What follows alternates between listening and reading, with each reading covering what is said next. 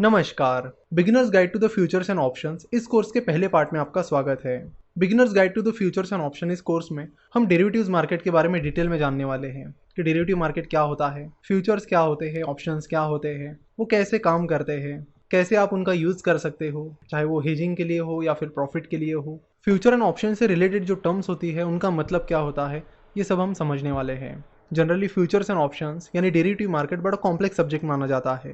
बहुत सारे लोग इसे यूज़ नहीं करते हैं, इसमें इन्वेस्ट नहीं करते हैं, हेज नहीं करते क्योंकि उन्हें फ्यूचर एंड ऑप्शन के बारे में ज़्यादा जानकारी नहीं होती। तो फ्यूचर एंड ऑप्शन को इस कोर्स में हम बड़ी आसान भाषा में समझने वाले हैं। अगर आपके मन में ये भ्रम है कि फ्यूचर एंड ऑप्शन बड़ा कॉम्प्लेक्स सब्जेक्ट है, तो वो भ्रम आप निकाल दीजिए, क्योंकि हम आपके लिए इस कोर्स में फ्यूचर एंड ऑप्शन को बहुत ही ज़्यादा सिंप्लीफाई करके बताने वाले हैं, ताकि इंडिया में सभी को फ्यूचर एंड ऑप्शन की जानकारी हो। इस मार्केट को डेरिवेटिव मार्केट कहते हैं। देखो, जनरली दो तरह के मार्केट्स होते हैं। एक होता है कैश मार्केट और दूसरा होता है डेरिवेटिव मार्केट, जिसमें फ्यूचर एंड ऑप्शन आते हैं।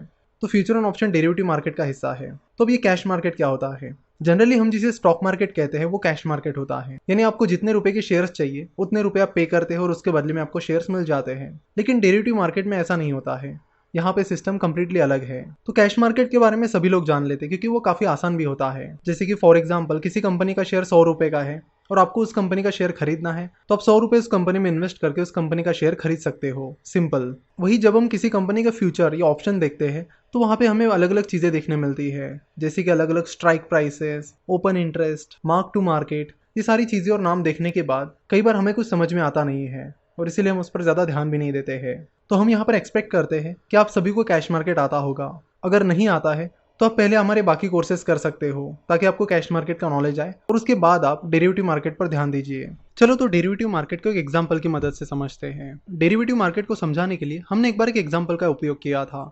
हम उसी एग्जांपल को इस बार दोहराएंगे। प्रोनॉय नाम का मेरा एक दोस्त है जो फुटबॉल का बहुत बड़ा फैन है। प्रोनॉय हर साल चैंपियंस लीग की जो फाइनल होती है उसे देखने जाता है और इस बार भी प्रोनॉय को चैंपियंस लीग की फाइनल देखने जाना है। जैसे ही प्रोनॉय चैंपियंस लीग की फाइनल का टिकट खरीदने जाता है तो उसे पता चलता है कि चैंपियंस लीग की फाइनल के टिकट तो ऑलरेडी बेचे गए हैं, अभी तो टिकट्स अवेलेबल ही नहीं है। सारे टिकट सोल्ड आउट हुए हैं, ये पता चलते ही प्रोनॉय नाराज हो जाता है। तभी प्रोनॉय की मुलाकात एक ऐसे व्यक्ति से होती है जो फुटबॉल एसोसिएशन में काम कर रहा होता है। वो व्यक्ति प्रोनॉय को कहता है कि मैं तुम्हें एक रिकमेंडेशन लेटर लिख कर देता हूँ, वो रिकमेंडेशन लेटर दिखाकर तुम्हें टिकट मिल जाएगा। तो वो व्यक्ति प्रोनॉय को रिकमेंडेशन लेटर देता है और कहता है कि ये रिकमेंडेशन लेटर दिखाते ही तुम्हें $5000 में टिकट मिल जाएगा। प्रोनॉय तुरंत उनसे वो रिकमेंडेशन लेटर लेता है, उन्हें थैंक्स कहता है और वहाँ से चला जाता है।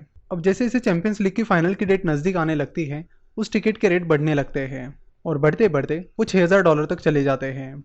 लेकिन प्रोनॉय को तो उस रिकमेंडेशन लेटर की वजह से $5000 में ही टिकट मिलने वाला है।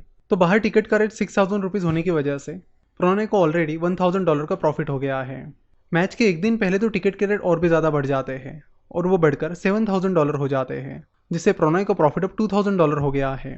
लेकिन वही मैच को जाते जाते प्रोनॉय का एक्सीडेंट हो जाता है, जिसके चलते उसे हॉस्पिटल ले जाना पड़ता है और इन सब चीज़ों की वजह से वो उस रिकमेंडेशन लेटर को दिखाकर टिकट नहीं खरीद पाता है। तो जैसे मैच खत्म हो जाती है उस रिकमेंडेशन लेटर की वैल्यू 0 हो जाती है।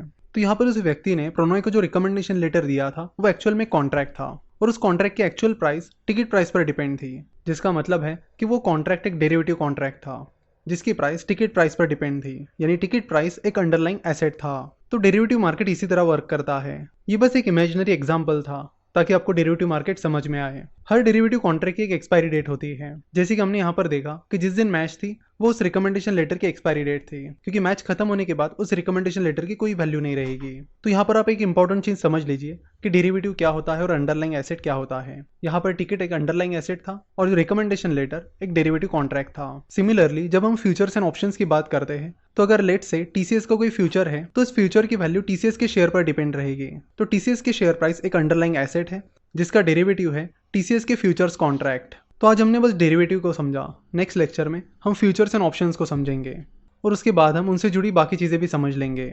आशा करता हूँ कि आपको ये पहला पार्ट पसंद आया होगा। वीडियो देखने के लिए और हमसे जुड़े रहने के लिए आपका बहुत बहुत धन्यवाद।